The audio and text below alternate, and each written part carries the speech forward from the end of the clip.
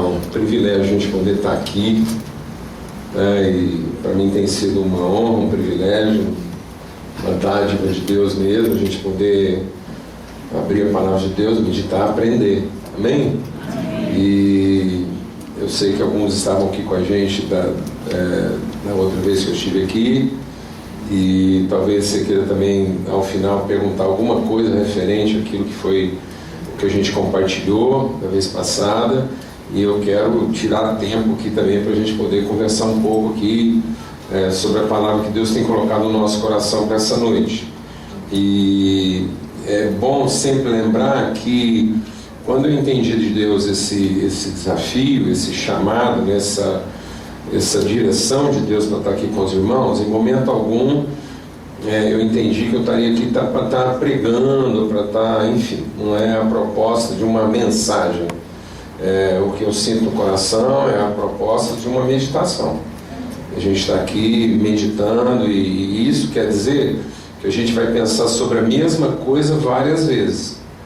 Muitas vezes não vamos falar sobre a mesma coisa repetidamente, né? Até para que os conceitos sejam bem fundamentados e sedimentados no nosso coração. Um dos nossos problemas hoje é que a gente não medita.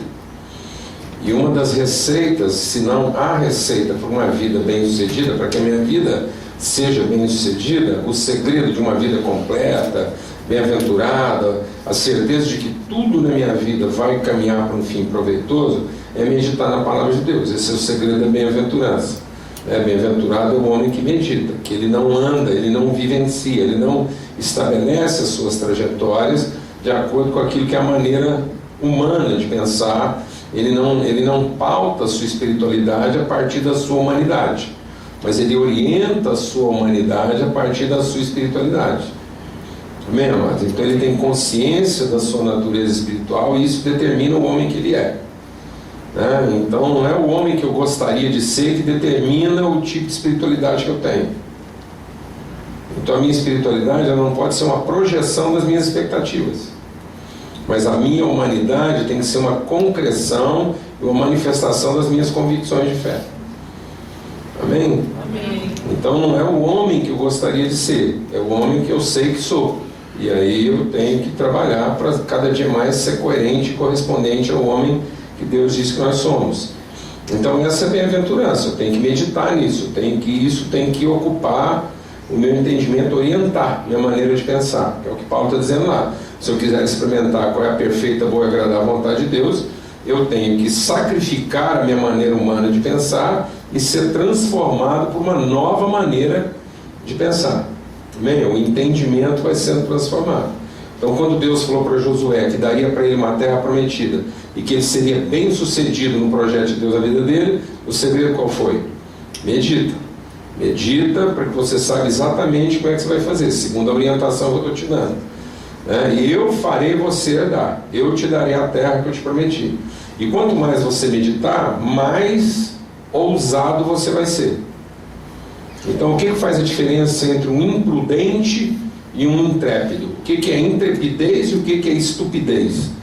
Estupidez é a imprudência, é você agir movido de um desejo muito forte, achando que aquilo vai dar certo só porque você queria muito.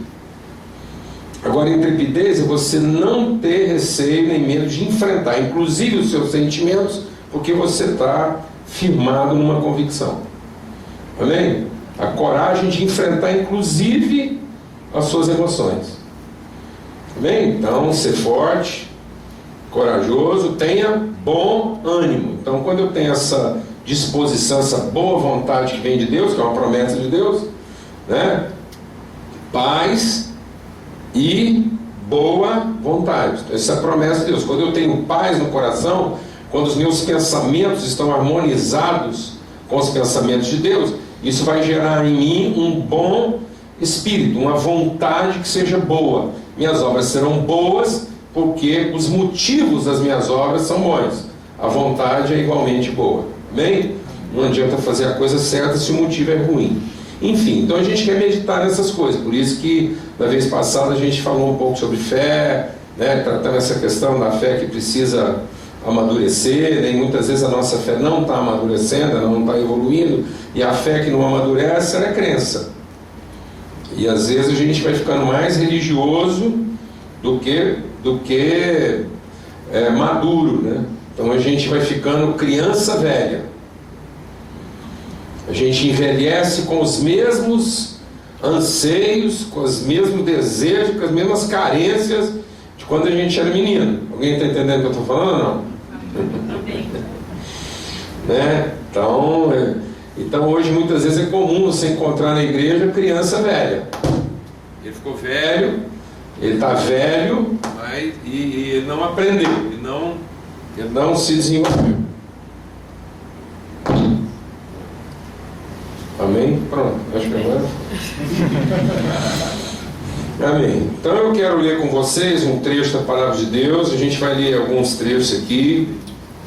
E eu queria pedir o seguinte: como a gente vai encontrar mais vezes, eu queria pedir que, se você em algum momento ficasse meio em dúvida com alguma coisa que está comprometendo assim o desenvolvimento do que Deus quer ministrar na nossa vida, você não tenha receio de interromper e perguntar, tá bom? Paulo está escrevendo aos Coríntios, primeira carta de Paulo aos Coríntios.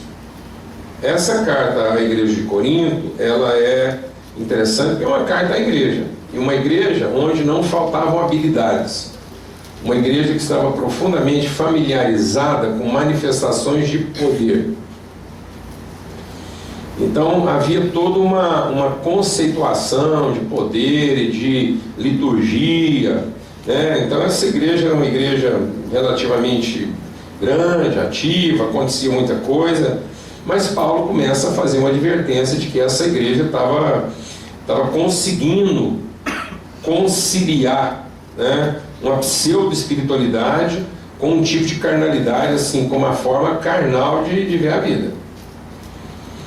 Amém, amados? Ela começou a se tornar assim permissiva. Ela começou a gerar uma dicotomia muito grande entre a verdadeira espiritualidade e a carnalidade transvestida de religião. Então, e às vezes a gente vai ficar meio assim. Às vezes quando a gente quer falar é tão interessante isso, às vezes a gente está falando daquilo que são os princípios mais básicos, né, da nossa fé cristã, onde Deus quer nos levar, que nós quer que nós sejamos seus filhos, que a gente seja como Cristo, Ele quer nos tornar pessoas maduras. Aí o primeiro comentário que você escuta qual é? Mas isso é muito difícil. Difícil para quem? Para quem que isso é muito difícil? Né?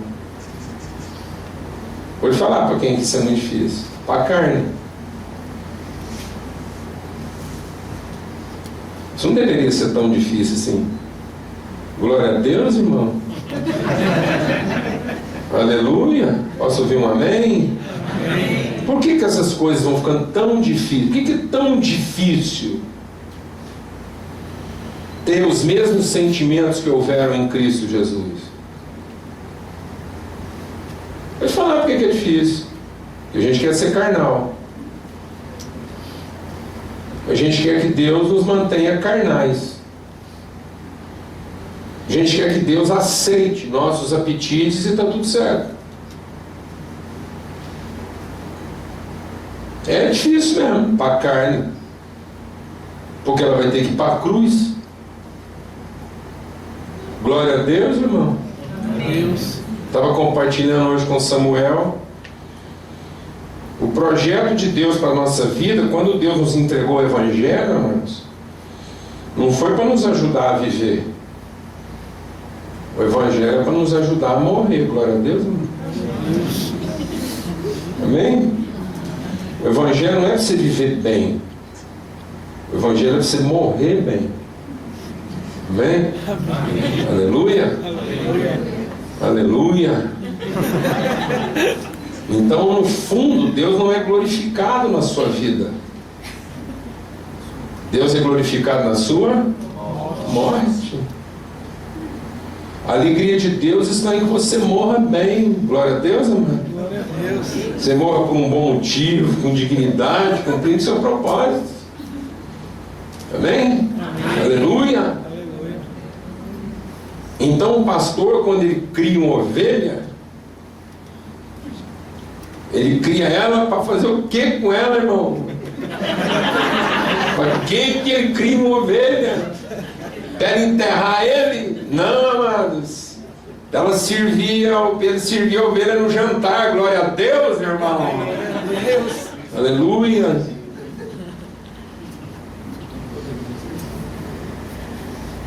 Eu comecei ouvindo o Salmo 23. Você vê como é que a gente vai amadurecendo, né? Quando eu era menino, eu ouvi o Salmo 23. Eu pensava, se o Senhor é meu pastor, nada me faltará. Ou seja, tudo que está me faltando, Deus vai me dar. Foi assim que comecei, como uma criança que queria deitar em pastos verdejantes, só beber água tranquila. Aí eu fui entendendo que, passada essa fase, ele me forçava a andar por um caminho estreito que me ajustava. E esse caminho me levava ao enfrentamento dos meus medos. Então eu fui percebendo que quando ele diz nada me faltará, tem um sentido muito mais amplo do que aquilo que eu acho que me falta. É o sentido de que ele não quer que eu seja faltoso em coisa alguma. Então ele vai providenciar para mim a saúde e a doença. Amém, mano? Ele vai providenciar para mim a riqueza e a pobreza. Glória a Deus, meu irmão. Então ele vai providenciar para mim quem me ajuda e quem me atrapalha. Amém, irmão? Ele vai providenciar para mim quem me ama e quem me odeia. Glória a Deus, amado. Ele vai providenciar para mim a fidelidade e a traição. Glória a Deus, irmão. De modo que eu seja completo em todas as coisas. Nada vai me faltar. Amém? Então você tem a certeza que Deus não vai deixar faltar nada para você. Se você está em dúvida, como é que seria a sua fé se você ficasse doente? Não preocupe. Você vai viver essa experiência. Glória a Deus. Amém? Amém? Você fica preocupado, o que eu faria da vida? Não sei o que eu faria da minha vida se alguém me traísse. Você vai saber. Fica firme aí que está vindo o reino de Deus sobre você. Aleluia, irmão. Aleluia. Glória a Deus. De modo que você enfrenta todos os seus medos, como Jó. Porque eu tinha medo, Deus providenciou, porque Deus não ia deixar faltar nada para mim.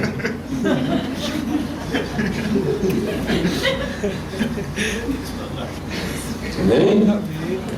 E aí eu, no começo da minha vida, eu pensava assim, bom, Salmo 23 diz lá que ele me prepara uma mesa na presença dos meus inimigos. Aí eu comecei a pensar assim, bom, essa mesa é o seguinte, eu fico sentado e Deus põe todos os inimigos lá para ver como é que ele trata a minha vida, e eu vou olhar para eles e falar assim, sentiram aí? É também. Mas aí eu fui entendendo melhor que também era a mesa em que eu ia partir o pão com os meus inimigos. Glória a Deus, amado. Glória a Deus. Aleluia. Porque Jesus, na noite que foi traído, partiu o pão. Também. Até que eu comecei a entender que o jantar era eu. Glória a Deus, amado. Porque uma ovelha que foi parar na mesa é o cordeiro. Ele venceu seus inimigos porque partiu o pão com seus inimigos. E o pão que ele partiu não era um pão qualquer, era o meu corpo, que é repartido por amor de vocês. Amém, amados? Amém. Então Deus quer que a gente vai amadurecendo. Então essa igreja aqui, ela tinha uma proposta, né, de não evoluir, de ficar ali na área assim dos dons, das coisas. E Paulo vem tratando isso, e ele começa a falar, ele começa a explicar o que é o propósito de cada dom, até que lá pelo meio da carta, depois que ele explicou a funcionalidade dos dons, ele começa a falar sobre a natureza do dom. Então primeiro ele explicou a parte mais visível, que os dons são ferramentas, e que todo mundo aqui tem um dom. Pelo menos um você tem, porque Deus deu dons aos homens. Então Deus colocou uma ferramenta em sua mão. Talvez você ache que não tem, mas tem. E você acha que não tem porque você nunca saiu para trabalhar. No dia que você sair para trabalhar, você vai descobrir que o dom está lá. Glória a Deus, amado. E aí ele fala da funcionalidade dos dons. Aí ele começa a falar da natureza dos dons. E ele diz, olha, o dom não é coisa alguma, eu vou passar agora, eu vou avançar com vocês. Então nós vamos passar por um caminho. E esse caminho diz o seguinte: a ferramenta em si não é coisa alguma se a natureza dela não for o amor. Então ele diz que não adianta ter ferramenta se você não está movido de amor. Amém? Aí ele começa a ensinar sobre o amor. Você lembra bem disso lá em 1 Coríntios 12, ele vai para o capítulo 3, vem no 11 e 12 falando sobre a funcionalidade dos dons. Depois ele entra na natureza do dom e diz que sem o amor, é o amor que faz a gente amadurecer. A gente compartilhou sobre isso na vez passada. E aí ele entra no capítulo 14 para falar sobre o propósito do dom. Uma coisa é a instrumentalidade do dom, para que ele serve, como é que ele deve ser usado. Depois ele diz que não adianta saber para que o dom serve, nem saber como usar, se eu não estou carregando. O que justifica o exercício dos dons da igreja é o amor. E o que traz consciência verdadeira do dom é entender o propósito dele. E aí Paulo começa a dizer que o propósito do dom, cuja natureza é o amor, é um propósito profético. Por isso ele diz o quê? Agora vamos ler o capítulo 14. Segui o amor e procurai com zelo os dons espirituais, mas principalmente. E aí quando ele está falando de principalmente, ele não está falando principalmente no sentido hierárquico, no sentido de primazia. Ele está dizendo, ou até de primazia, ele não está dizendo no sentido da importância pela grandeza. Ele está falando que procurar o dom de profecia aqui da importância pelo significado. É como se o dom de profecia tivesse que estar no nosso entendimento como o primeiro, o princípio. Então ele é principal, porque eu tenho que entender o princípio. Qual é o significado? A condição profética do dom ensina. E nós vamos meditar um pouco sobre isso aqui e também por quê. E ele diz, porque o que fala língua estranha não fala aos homens, senão a Deus, porque ninguém o entende, e em espírito fala de mistérios. Mas o que profetiza fala aos homens, para edificação, exortação e consolação. O que fala língua estranha edifica-se a si mesmo, mas o que profetiza edifica a igreja. E eu quero que todos vocês falem línguas estranhas, mas muito mais que vocês profetizem, porque o que profetiza é maior do que o que fala língua estranha, a não ser que também interprete, para que a igreja seja edificada. E agora, irmãos, se eu for ter convosco falando línguas estranhas, que vos aproveitaria se não os falasse por meio da revelação, ou da ciência, ou da profecia, ou da doutrina? Da mesma sorte, se as coisas inanimadas que fazem som pela flauta, seja cítara, não formarem sons distintos, como se conhecerá o que se toca com a flauta ou com a cítara? Porque se a trombeta der sonido incerto, quem se preparará para a batalha? Assim também vocês, se com a língua não pronunciardes palavras bem inteligíveis, como se entenderá o que se diz? Portanto, estareis como que falando ao ar. Há, por exemplo, tanta espécie de vozes no mundo, e nenhuma delas é sem significado. Mas se eu ignorar o sentido da voz, serei bárbaro para aquele a quem falo, e o que fala será bárbaro para mim. Assim também vocês, como desejais dons espirituais, procurai sobejar neles, para a edificação da igreja. Pelo que o que fala língua estranha, ore para que a possa interpretar. Porque se eu orar em língua estranha, o meu espírito ora bem, mas o meu entendimento fica sem fruto. Que farei, pois? Orarei com espírito, mas também orarei com entendimento. Cantarei com espírito, mas também cantarei com entendimento. De outra maneira, se eu bem dissesse com espírito, como dirá aquele que ocupa o lugar do indouto, o amém, sobre a atuação de graças, visto que não sabe o que você diz? Porque realmente tu dás bem graças, mas o outro não é edificado. Dou graças ao meu Deus, porque falo mais línguas do que todos vocês.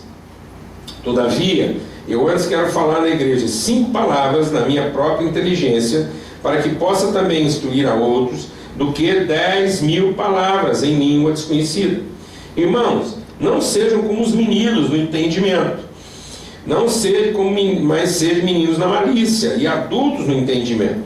Está escrito na lei: por gente de outras línguas e por outros lábios falarei a esse povo, e ainda assim não me ouvirão, diz o Senhor. De sorte que as línguas são um sinal, não para os fiéis, mas para os infiéis. E a profecia não é sinal para os infiéis, mas para os fiéis. Se, pois, toda a igreja se congregar num lugar, e todos falarem línguas estranhas, e entrarem doutos ou infiéis, não dirão porventura que vocês estão loucos? Mas se todos profetizarem, e algum indouto infiel entrar, de todos é convencido, de todos é julgado. Os segredos do seu coração ficarão manifestos, e assim, lançando sobre o seu rosto, adorará a Deus, publicando que Deus está verdadeiramente entre vocês. Então Paulo está fazendo uma relação importante aqui entre a vida ministerial da igreja, aquilo que é a nossa atividade como igreja, com aquilo que é o que justifica, o que dá sentido à igreja, que é o amor. E aí ele está dizendo qual é o propósito, né, do ministério da igreja. E ele está dizendo que o propósito é um propósito profético. Ou seja, a igreja só cumpre verdadeiramente o seu papel quando tudo que a igreja realiza, tudo que ela faz tem caráter, tem teor, tem natureza, tem propósito profético. E a gente vai entender um pouco melhor sobre isso. Amém? Então, nada que a igreja faz sem amor tem sentido, tem razão de ser, porque o amor é o que fundamenta. Agora, o propósito, o sentido, para onde esse amor tem que apontar, é para uma carga, para uma intenção profética. Então, tudo que a gente faz tem que ter intenção profética. E o dom profético, nada mais é do que esse dom de tornar a vontade de Deus.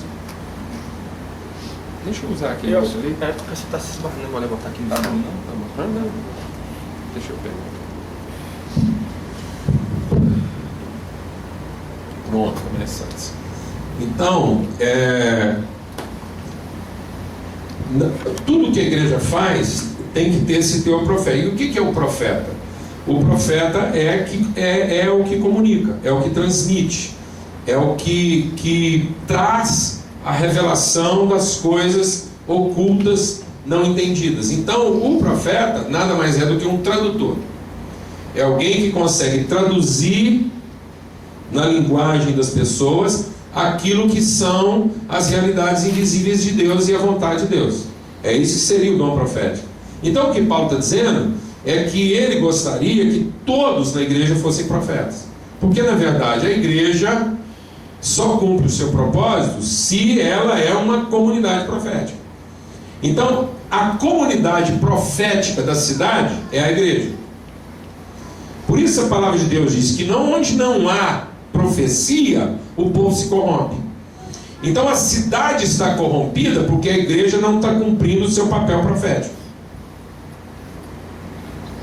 Ou seja, a cidade está ignorante quanto aos desígnios de Deus. A cidade não conhece aquilo que é a vontade eterna de Deus para o homem. E a cidade não conhece a vontade de Deus porque a igreja está ocupada em cuidar de si própria. Ela está ocupada de falar com Deus. Paulo está dizendo que a igreja está ocupada demais em falar com Deus. E ela tinha que estar mais ocupada em falar com os homens. Porque vem e fica só falando com Deus, edifica o quê? A si próprio. Mas quem consegue falar com o homem, edifica o outro. E esse é o propósito de Deus. Que toda vez que você falar com ele, você encontre revelação para quê? Para falar com as pessoas. Glória a Deus, irmão. Então uma igreja que está se ocupando de culto, se ocupando dela mesma, e de uma linguagem que não faz sentido para as pessoas. A igreja está adotando uma linguagem que só ela entende. Uma linguagem que não se aplica na vida. E com isso a cidade está ficando sem o quê? Profeta. E a cidade se corrompe porque não há profecia. Amém, amados? Então, quando não há caráter profético, a funcionalidade dos dons não cumprem o seu propósito. Então a gente funciona, mas não alcança o verdadeiro objetivo das ferramentas que Deus nos deu. Quem está entendendo o que eu estou falando? Então o objetivo dos dons é que eles tenham teor o quê? Profético. Mas ele só vai ter teor profético se eu estiver movido de quê? Amor. Amor por quem? Pelas pessoas. Quando a igreja não tem amor pelas pessoas, ela usa os dons para cuidar de quem? E quando ela usa os dons para cuidar dela mesma, ela perdeu sua vocação o quê? E aí a cidade está entregue à desgraça. Porque ela tem uma igreja bem dotada, essa igreja está usando todos os seus dons, mas a cidade não tem revelação.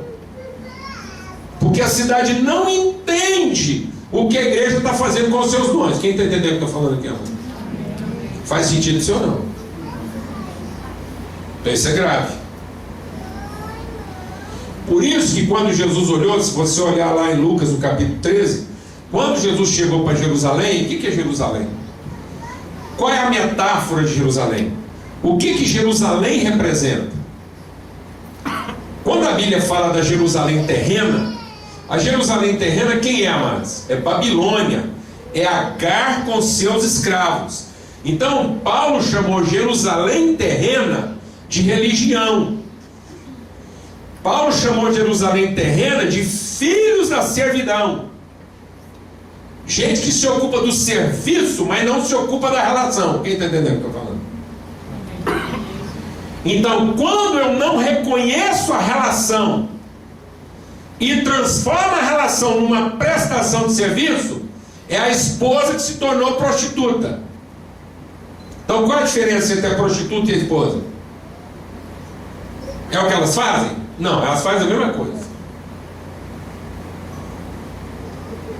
Faz jura de amor, abençoa, faz o cara alegre, tudo certo. Agora, o que faz da prostituta uma prostituta? Não é o que ela faz, é o motivo pelo qual ela faz. E ela faz por interesse, por negócio, por barganha. Então a igreja pode estar fazendo a mesma coisa que uma esposa faria, mas a igreja pode estar fazendo como uma prostituta. Por isso que Jerusalém é Babilônia. Alguém está entendendo o que eu estou falando aqui ou não? Porque o motivo é barganha. Então, quando o motivo é barganha, isso tem nome. Isso chama-se prostituição. E aí já não é mais a cidade que vem de Deus para os homens. É a cidade que os homens estão querendo subir para Deus. Essa coisa que nós estamos querendo subir para Deus, para ver se Deus aceita nossas coisas, tem nome. Convencer Deus pelo que fazemos é tentar levar Jerusalém para o céu. E tentar levar Jerusalém para o céu é Babilônia.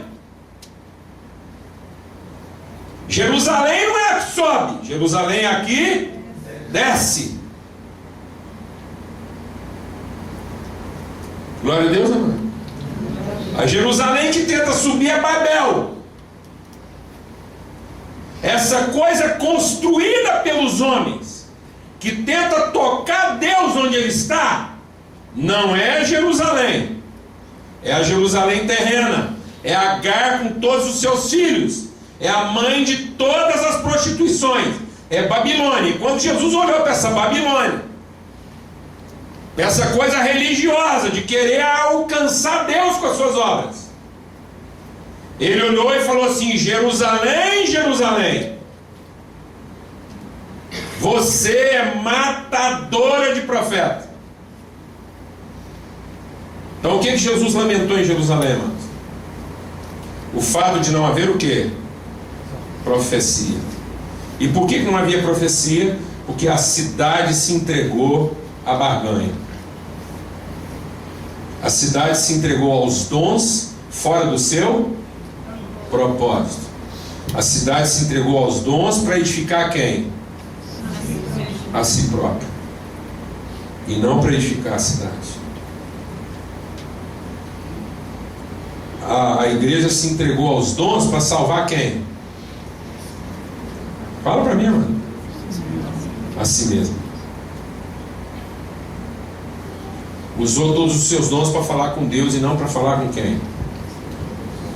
E vou te dizer uma coisa, mano. Para falar com Deus a gente não precisava de dono nem de nada.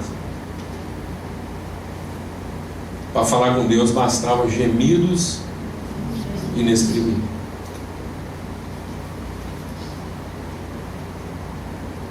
Então, sem perceber, a gente como igreja vai perdendo a nossa sensibilidade. E a gente vai achando que sinceridade é tudo. Então nós desenvolvemos uma religião sincera. Sendo que sinceridade é uma coisa que a gente tem que guardar para Deus. Porque os homens não precisam da nossa sinceridade. Os homens precisam da nossa sensibilidade. Glória a Deus. Então a gente é sincero com Deus e sensível com os homens, amém? Amém. E aí com Deus, mesmo que eu não soubesse o que falar, o que eu fazia? Gemia. Agora se eu não souber o que falar com Deus, vai e geme. Pronto, você orou. Glória a Deus.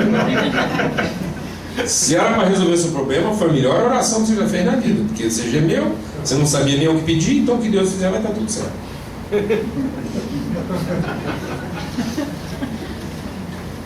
Mas para falar com as pessoas eu tenho que ser profeta. Eu tenho que ter consciência. Eu tenho que ter sensibilidade.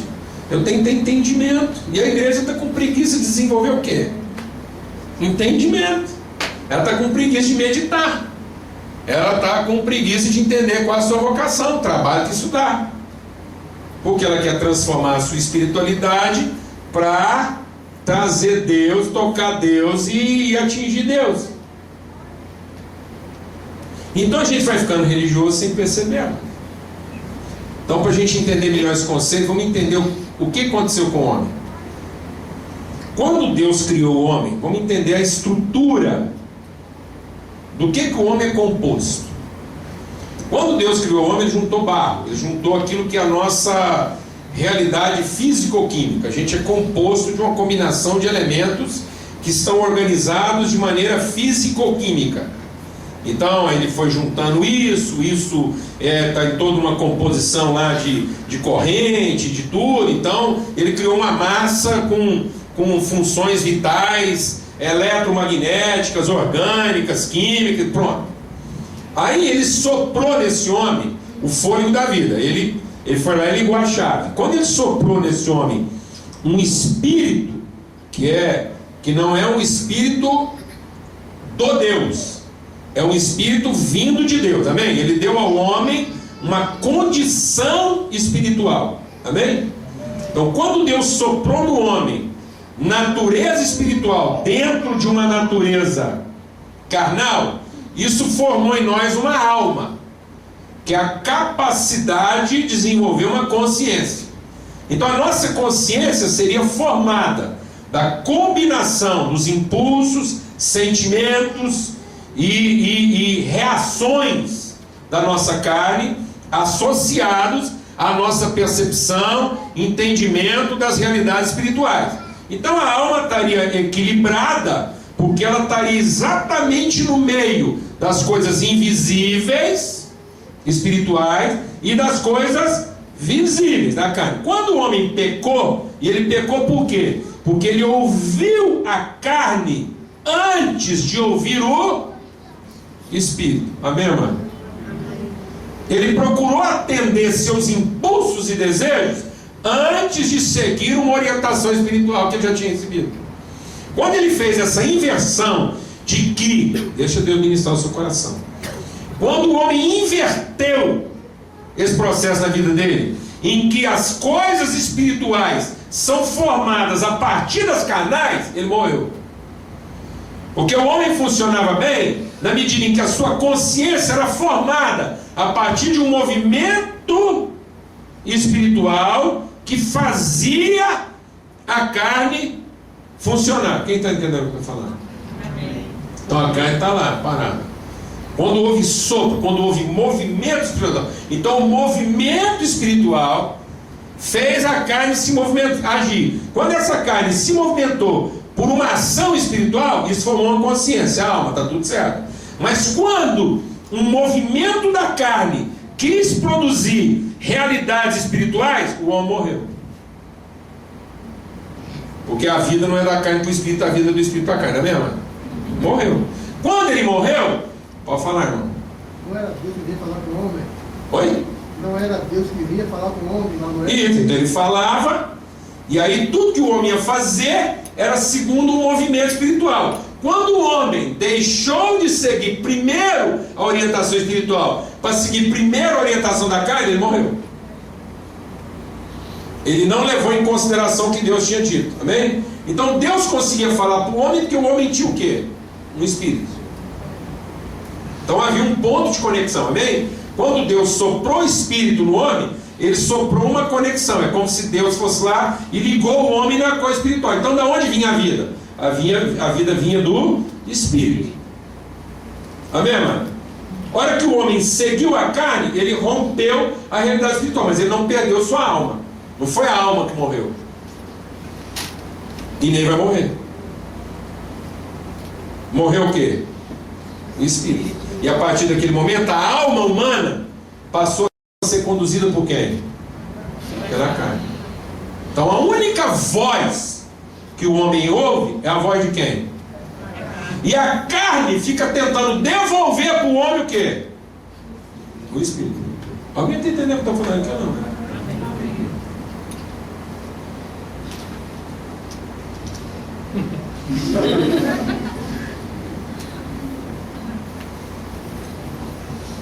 Só que isso não vai funcionar porque está morto, não tem revelação. Então quando a alma entrou na exclusiva dimensão da carne, o homem fez do seu ventre o seu Deus. Então o Deus do homem está associado ao quê? Ao seu apetite, à sua necessidade. Então para mim é Deus quem satisfaz minha necessidade. Quem satisfaz a minha carne. Então muitas vezes eu estou mantendo atividades espirituais, mas no fundo eu estou tentando salvar quem? A minha carne, porque tem quem está dando a ordem, quem está dizendo o que tem que ser feito é a carne. Estão me entendendo isso ou não? Com isso, o homem deixou de ter percepção espiritual. Ele, presta atenção, o homem passou a ter desejos espirituais sem revelação espiritual. Então é natural que todo ser tenha desejos espirituais, mas não é natural que ele tenha o quê? Revelação espiritual. Então agora só pode ter revelação espiritual quem é nascido do Espírito. Então o Espírito Santo vem, e o Espírito Santo vai trabalhar onde, irmãos? No meu espírito que estava morto. E aí o Espírito Santo, dado por Jesus, Jesus entregou o Espírito dele vem e trabalha no meu espírito que estava morto, ressuscita o meu espírito. Só que quando o meu espírito ressuscita, ele não ressuscita mais espírito de homem. Ele ressuscita agora espírito de Deus, com Deus, em Deus, para Deus. De modo que agora o espírito que vive em mim não é mais o espírito do homem Adão. Amém? É o Espírito de Cristo, porque o Espírito do Adão morreu e ressuscitou com o Espírito de Cristo. O Espírito do Adão era a alma vivente, e agora o Espírito que ressurgiu, que ressuscitou em mim, é Espírito vivificante. Ele é profeta. Então todo mundo que converteu, que nasceu de novo, nasceu o quê? Profeta. Quem está entendendo o que eu estou falando? E se eu não entender isso, eu vou viver uma vida o quê? Carnal. Eu vou ser um cristão carnal. Eu vou me ocupar apenas da minha salvação. Então é por isso que está essa bagunça no mundo, porque a igreja continua preocupada em salvar quem? A igreja. Está todo mundo ainda preocupado em salvar quem? A si mesmo.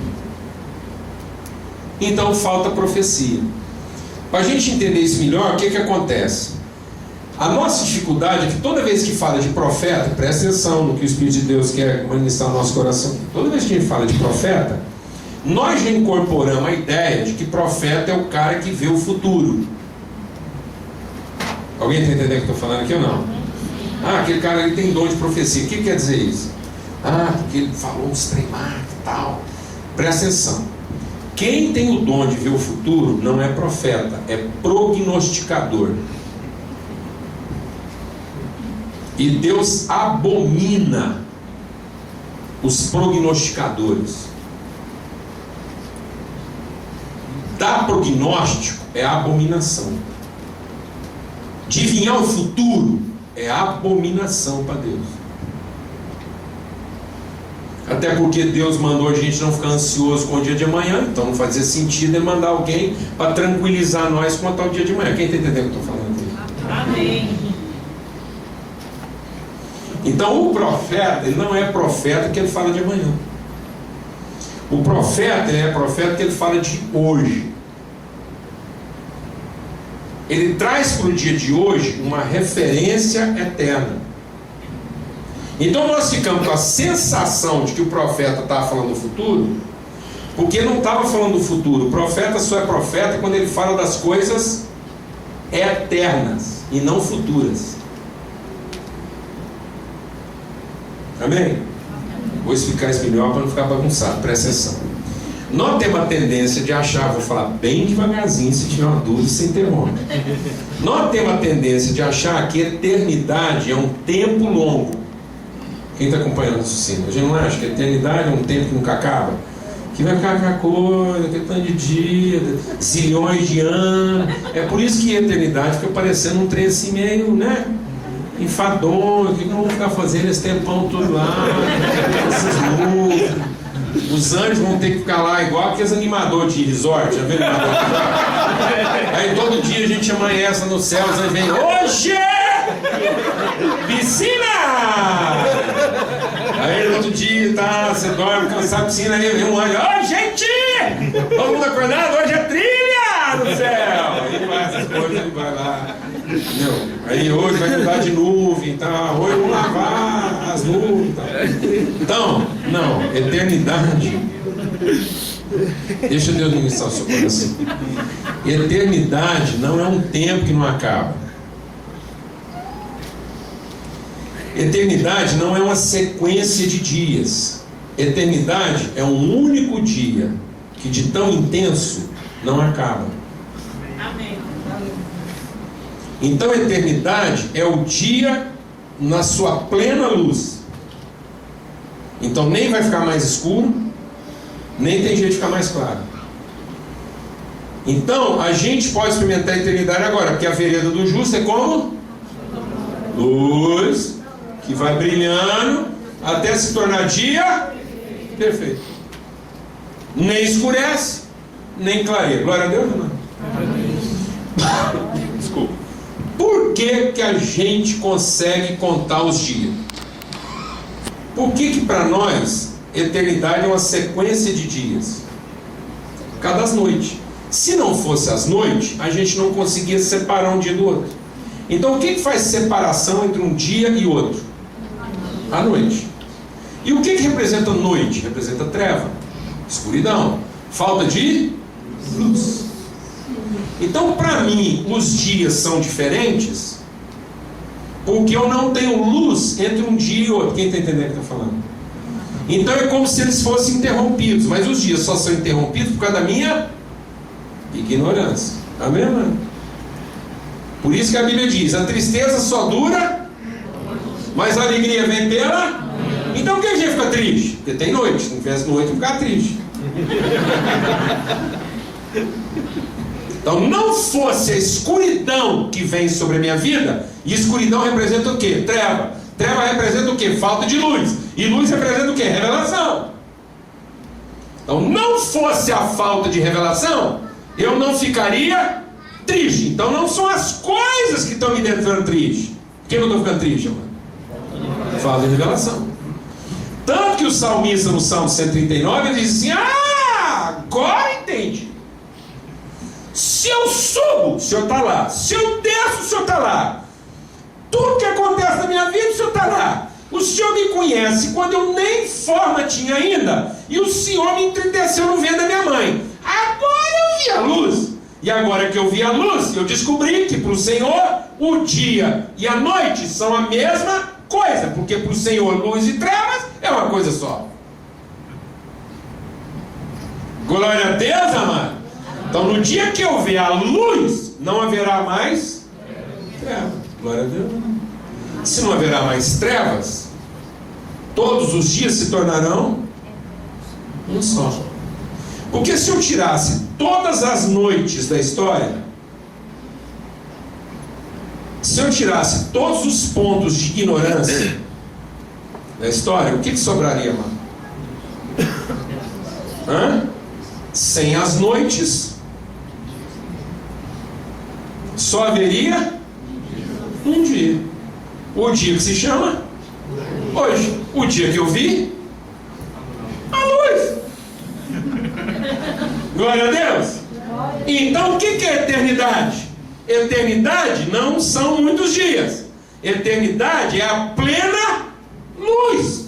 Agora eu vejo a vontade eterna de Deus, em que não há sombra de variação. Eu não tenho medo de amanhã, nem tenho medo do passado, porque eu vi a luz. Eu vi as coisas na sua perspectiva eterna. Eu vi as coisas como elas são, não como elas serão e nem como elas estão. Eu sou um profeta, porque eu digo o que é eterno. Eu posso revelar a vontade eterna de Deus. O pecado das pessoas não me desanima, e o fervor delas não me engana. Glória a Deus, amado. Porque eu vi a luz. Glória a Deus, irmão. Então não estou preocupado se o cara vai ficar mais claro ou mais escuro. Estou preocupado em revelar para ele o quê? A eternidade dos propósitos de Deus. Porque eu sou um comunicador da eternidade. A cidade não me confunde. Glória a Deus, amado. Porque eu sou a luz da cidade. Quem entendeu o que eu estou falando? Amém. Porque eu mostro para a cidade qual é a vontade, o quê? Eterna de Deus para a vida dela. Eu sou a eternidade da cidade. Quem está entendendo o que eu estou falando? Porque eu não sou guiado pela minha carne, mas eu sou guiado pelo Espírito de Deus no meu homem interior, e o meu espírito está em comunhão com o Espírito de Deus. Nós somos a mesma pessoa. Eu represento quem Deus é, então eu represento a eternidade de Deus. Glória a Deus, amado. E aí eu entrego para a cidade não os desejos da minha carne, nem os sentimentos da minha carne. Eu não entrego para a cidade minha tristeza, eu não entrego para a cidade meu desapontamento, e nem entrego para a cidade minha cobiça. Eu entrego para a cidade o meu espírito.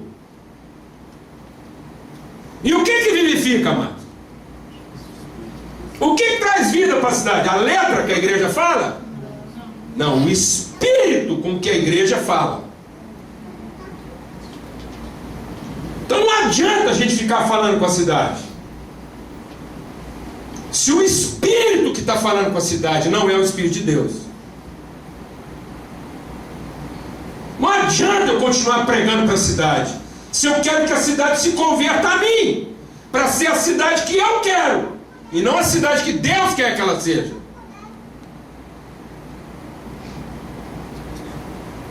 Porque muitas vezes eu estou rezando e rezando para Deus me dar uma cidade boa.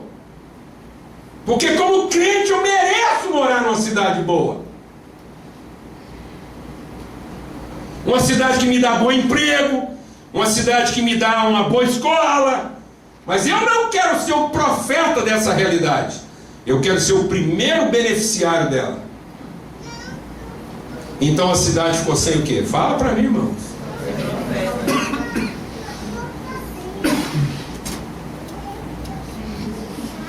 Porque eu estou aqui para converter Deus, para ver se Ele me dá a cidade que eu quero. Quem entendeu o que eu estou falando? Em vez de orar para Deus entregar um profeta para a cidade.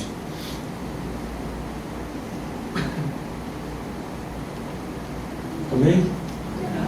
E sem esses profetas, a cidade se corrompe. Por que a igreja cresce e o país fica pior? Fala para mim, como é que pode acontecer um trem desse? Como é que pode acontecer uma lambança dessa hoje no Brasil?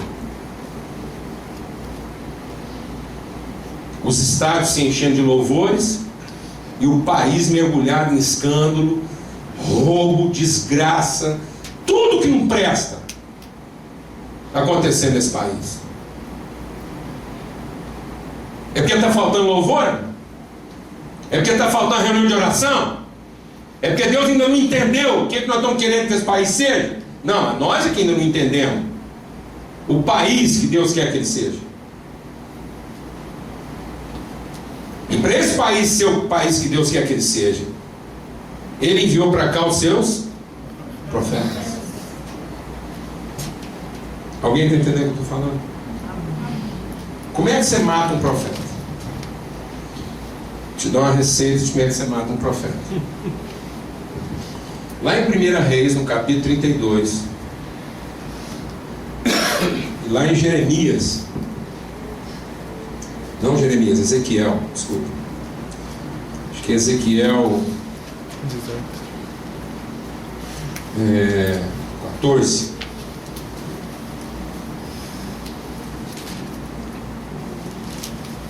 Lá em Jeremias 32 conta a história do rei Acabe. E aí a gente vai lembrar da história do rei Acabe e vai perguntar por que aquela história foi desse jeito. Lá está lá que... Vamos lá, em 1 Reis 32. A gente vai entender como é que você mata um profeta. Aqui em 1 Reis... Não tem 32, 1 Reis... Desculpa. 22. Aqui em 1 Reis 22... Acabe faz aliança com Josafá. E eles montaram uma guerra lá, um esquema, e eles se juntaram para fazer guerra com os outros povos. E aí a primeira coisa que eles fizeram foi consultar quem? Profetas. Chamaram a profetaiada lá e falaram assim: agora profetiza sobre nós. Os profetas chegaram e falaram: olha, o chifre que vocês fizeram, as armas que vocês fizeram, Deus vai ser com vocês, vocês vão derrotar os inimigos e tal, e pá. O Josafá foi ficando meio assim invocado com esse negócio. Desculpa, o Acabe, né, falou assim: ainda há alguém aqui. Os dois ficaram lá meio assim em luta com o que está acontecendo, e falaram: escuta, acabou, não tem mais nenhum profeta para profetizar. E aí o Acabe falou assim: tem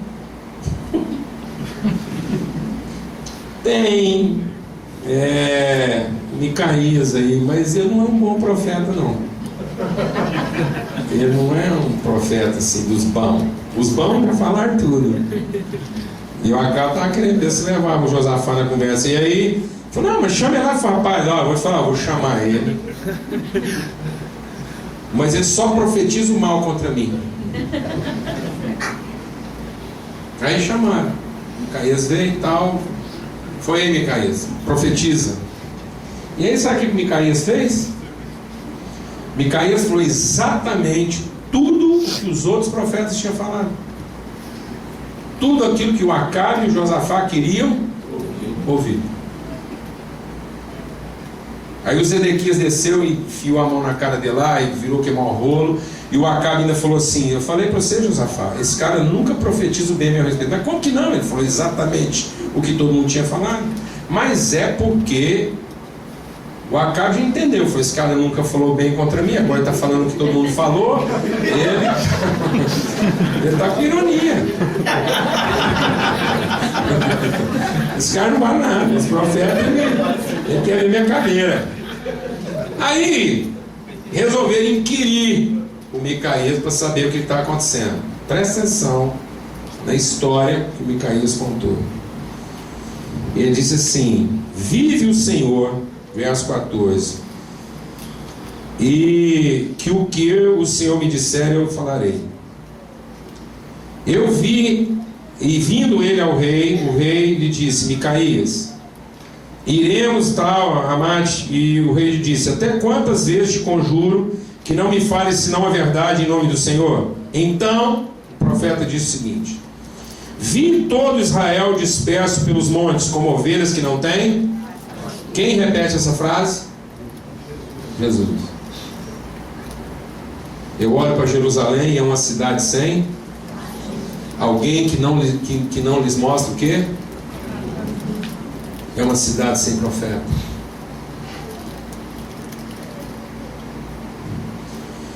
E ele diz assim: e disse o Senhor: esses não têm Senhor. Torne cada um em paz para sua casa. Então o rei Israel disse a Josafá: não te disse eu que ele nunca profetiza de mim o bem, senão só o mal?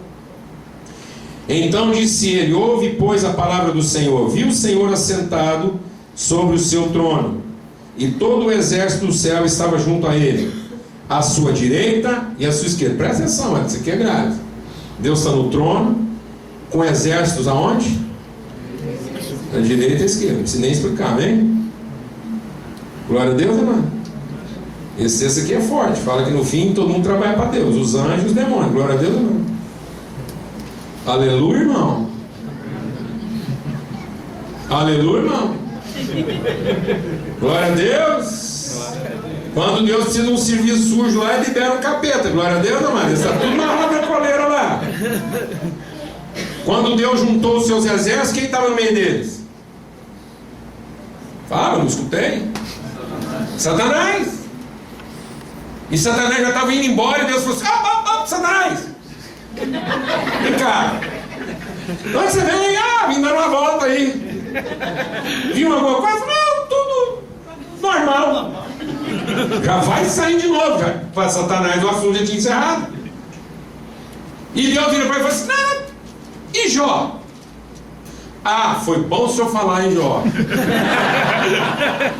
Então, amado, quem chamou a atenção, quem trouxe Jó para a conversa, não foi o capeta, não. Quem chamou a atenção de Satanás para Jó foi Deus. Porque Satanás ia passar batido. Ele nem ia tocar nesse assunto.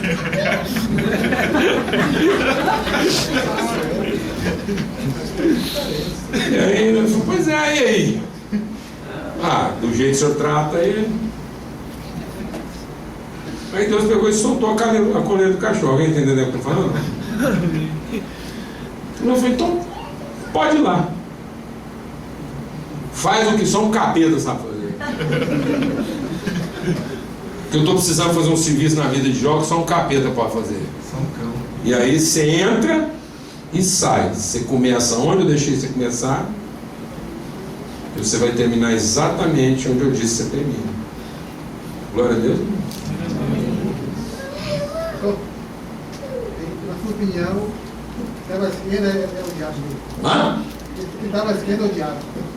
Não entendi. Estava à esquerda é o diabo. Ué.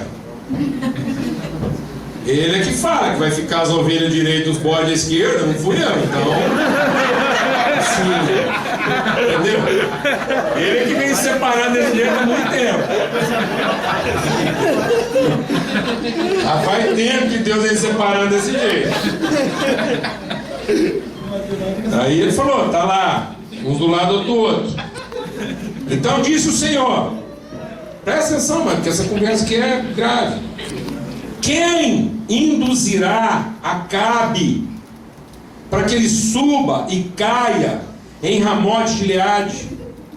E um dia falava uma coisa, outro falava outra, virou aquela discussão lá entre os anjos e os demônios lá.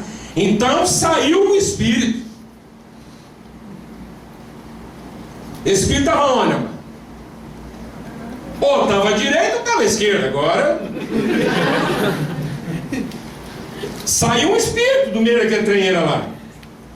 Saiu um espírito e se apresentou diante do Senhor e disse: eu o induzirei. E o Senhor falou assim: como é que você vai fazer isso? Ele falou: eu sairei e serei um espírito da mentira na boca de todos os seus profetas. E Deus então falou: então vai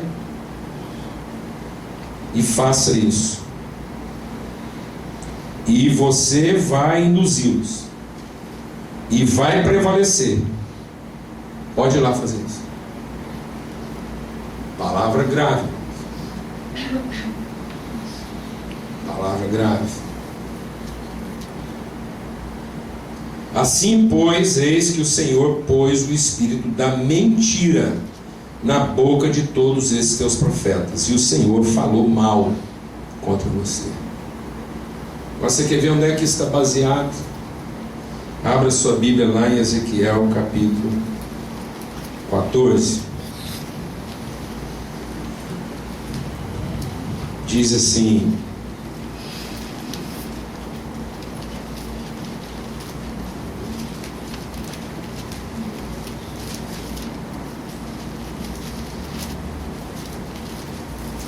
deixa eu ver se é o 14 aqui ou 13.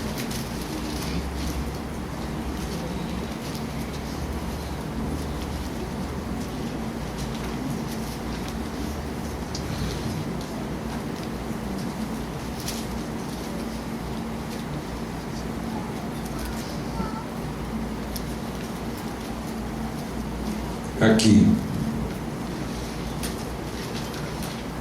Assim diz o Senhor, 14, versículo 4: qualquer homem da casa de Israel que levantar os seus ídolos, qualquer homem movido de idolatria, desejos humanos, qualquer homem que achar que Deus está aqui para fazer o que Ele quer, qualquer homem que achar que Deus é para nos servir, qualquer homem que quiser ter poder sobre Deus, porque isso que é um ídolo. Ídolo é o Deus que me serve. Ídolo é o Deus que faz o que eu quero que Ele faça. Ídolo é aquele para quem eu rezo o tanto que Ele quer que eu reze, eu sacrifico o tanto que Ele quer que Ele sacrifique, mas no fim, Ele fará o que eu quero. Ídolo, eu começo fazendo o que Ele quer, mas termina Ele fazendo o que eu quero.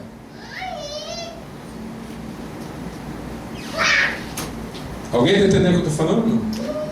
Qualquer homem movido de idolatria na casa de Israel, que no seu coração e puser tropeço de ser uma maldade dentro da sua face, e vier ao profeta, um homem que movido de idolatria vier buscar o profeta, eu, o Senhor, vindo, ele lhe responderei conforme a multidão dos seus ídolos. O homem que movido de idolatria procurar um profeta de Deus vai escutar exatamente aquilo que ele quer escutar. Alguém escutou aqui o que eu estou falando ou não?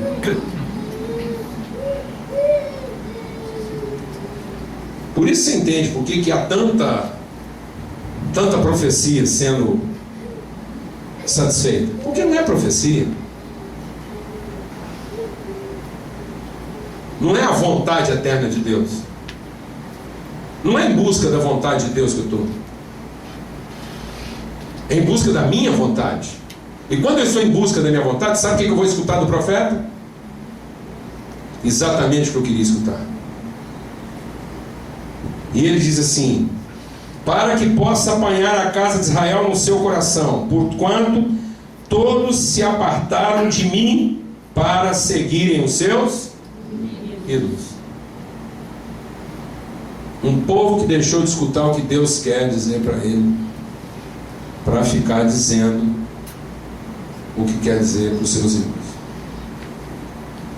Portanto, diz a casa de Israel: assim diz o Senhor Jeová: convertei-vos e deixai os vossos ídolos, e desviai os vossos rostos de vossas abominações, porque qualquer homem da casa de Israel, ou dos estrangeiros, que peregrinam em Israel, que se alienar de mim, levantar os seus ídolos no seu coração, e puser o tropeço da sua maldade diante do seu rosto, e vier ao profeta, para me consultar por meio dele. Consultar quem? Consultar quem? Através de quem? Mas movido de quê?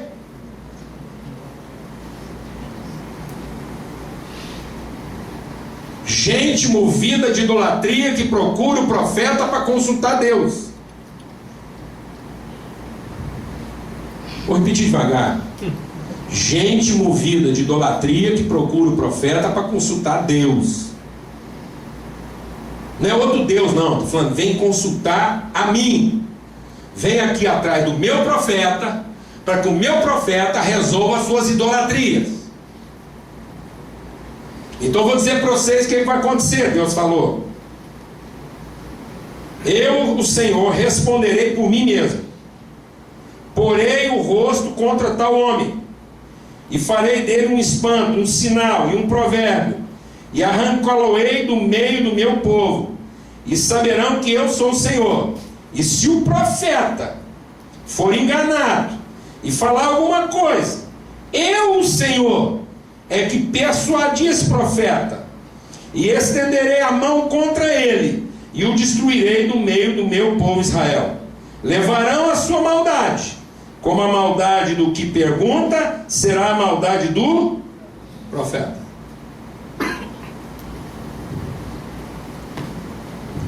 Sabe como é que você mata um profeta? Vai lá e pede para ele resolver suas necessidades. Sabe como é que um profeta é morto? Se prestando a esse serviço. Entregue para os profetas suas curiosidades. E o profeta que se prestar a satisfazer as suas curiosidades, morrerá junto com você. Sabe por que não há profeta? Porque não é a vontade de Deus que nós estamos procurando. É a satisfação das nossas necessidades. E os homens de Deus que deveriam ser profetas sobre o povo estão se ocupando de falar o que o povo quer escutar, para que eles sintam que as suas necessidades estão satisfeitas, e não para revelar a vontade de Deus para a cidade. E sabe como é que Deus disse que faria isso? Como é que eu penso que um Deus engana um profeta? É simples, é só ele soltar a coleira de um espírito mentiroso. E Deus assume a responsabilidade. Ele fala assim: se alguém perguntar quem foi que enganou o profeta, não digam que foi um espírito ruim nem mentiroso. Se alguém perguntar quem enganou o profeta, digam: fui eu. O que eu quero é acabar com essa pouca vergonha no meio do meu povo. Pode falar, irmão. No primeiro texto que você deu, Coríntios, no verso 24 e 25, ele diz o seguinte: se porém todos profetizarem e alguém sem instrução em incrédulo entrar, todos é conhecido, todos é julgado. Os segredos do seu coração ficarão manifestos, e assim, lançando-se sobre o seu rosto, adorará a Deus, declarando que Deus está verdadeiramente filmado.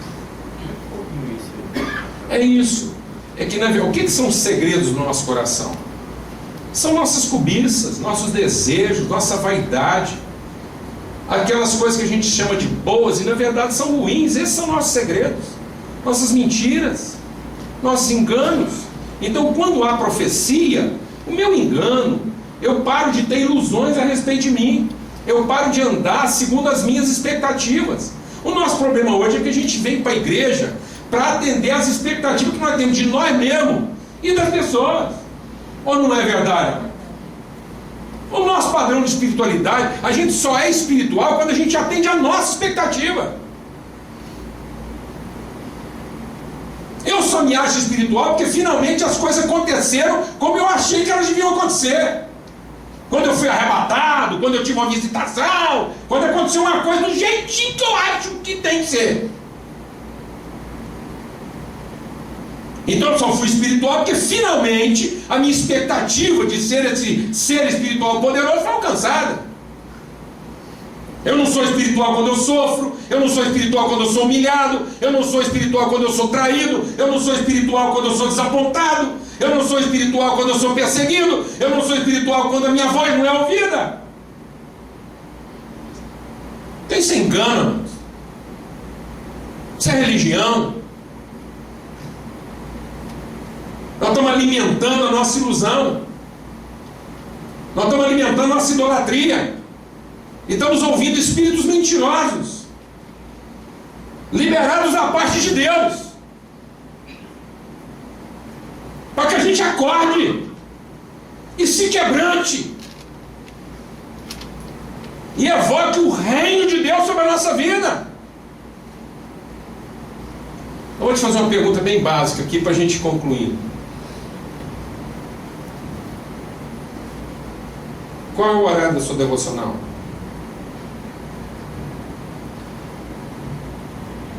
Alguém aqui tem um horário assim para devocional? Qual é o horário da sua devocional? Eu 5 da manhã. Por que a gente tem um horário, irmão? Tá vendo? A gente devagar vai fazendo isso. A gente marca um horário com Deus. Ó Deus, agora eu estou pronto, só pode falar comigo. Estou aqui, cheguei aqui agora, só pode falar comigo. Agora eu estou prestando atenção.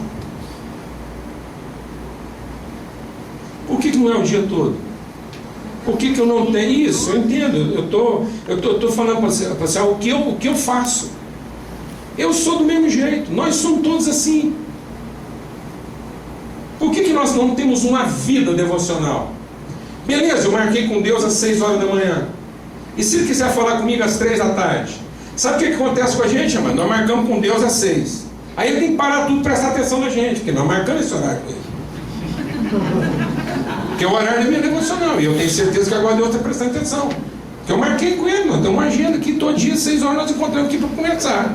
Tá certo? E ele tem que comparecer. Mas se ele quiser falar comigo às 3 da tarde, na hora que o trem está fritando, né? Está fritando. É a hora que você vai para o seu encontro, que você ia fechar seu grande negócio, você está saindo para fazer um negócio da sua vida, amado. Você falou com ele às 6 da tarde, quando você precisava da ajuda dele às 3. Aí 3 horas Deus aparece com você e fala: não vim para te ajudar, não, vim para nós conversar, senta aí, vamos conversar.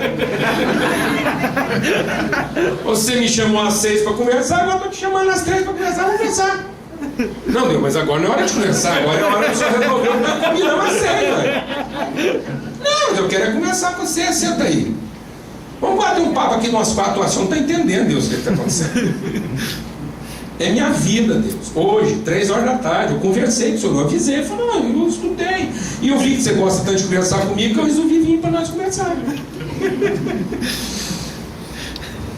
E eu resolvi que eu vim aqui hoje às 3 da tarde, não foi para te salvar, eu vim para te matar aqui hoje. E você vai glorificar meu nome aqui hoje, morrendo.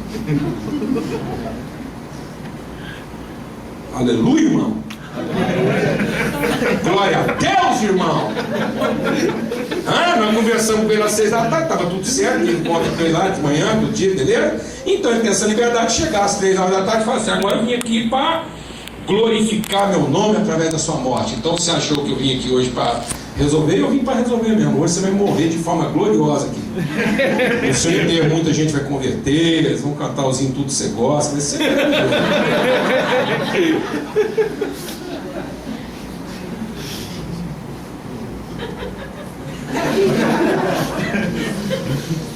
Você ouviu um amém, irmão? Amém? Amém?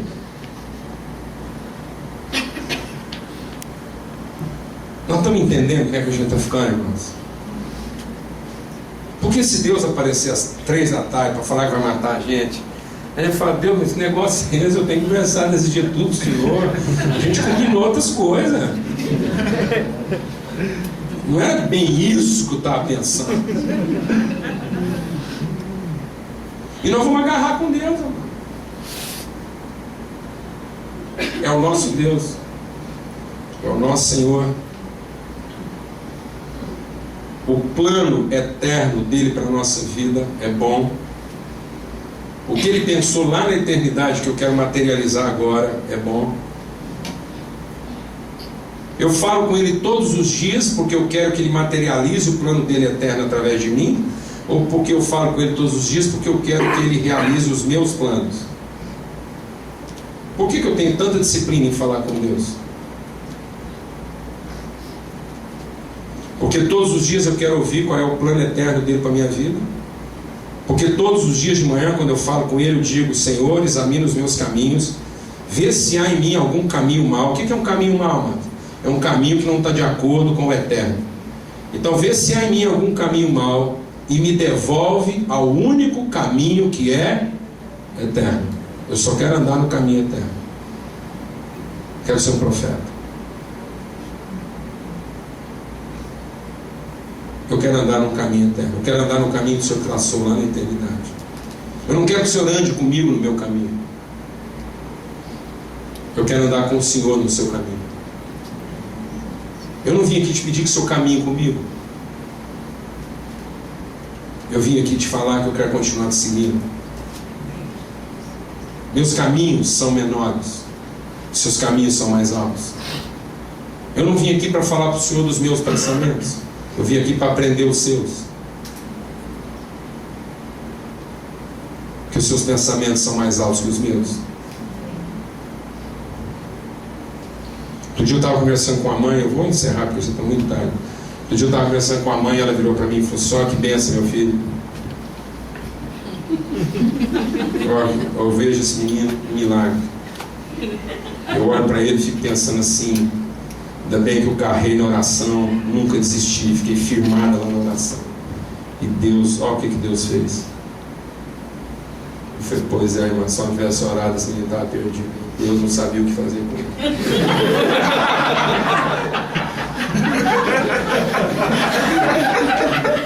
Ainda bem que só foi.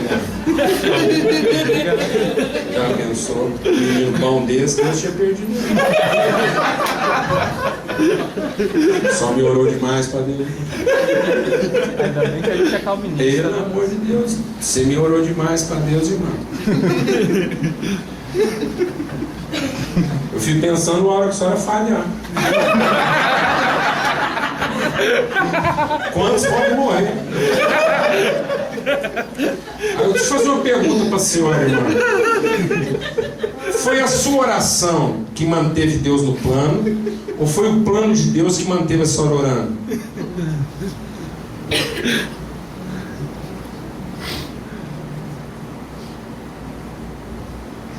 Foi Deus que te sustentou orando? Ou foi a senhora que sustentou Deus orando?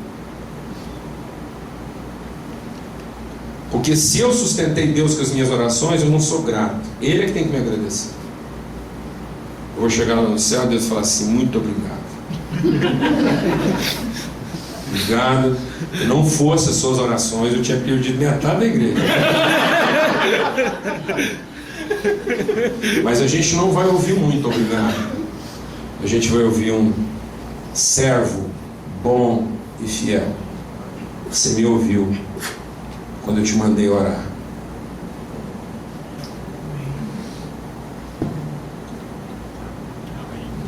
E eu cumpri meu plano. Você foi um profeta.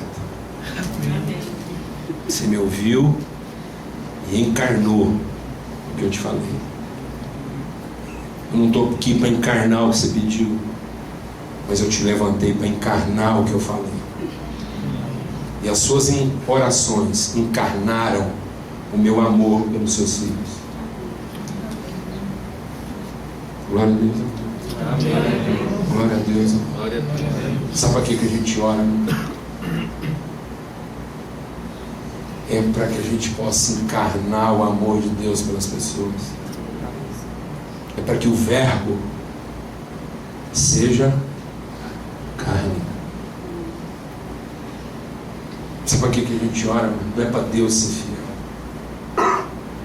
A gente ora porque a gente quer ser fiel. Então não foi eu que marquei com ele assim. Tenho orado todos os dias assim, porque Deus levantou a senhora para fazer isso. E teve muitos dias que a senhora nem pensou em fazer isso. Mas houve uma vontade irresistível, uma coisa que não dava nem para explicar. E quando só viu, só estava lá orando. Movida por uma força que não vinha da senhora. É ou não é verdade? Isso quer dizer que a gente está ouvindo Deus. Amém. Amém, meus irmãos.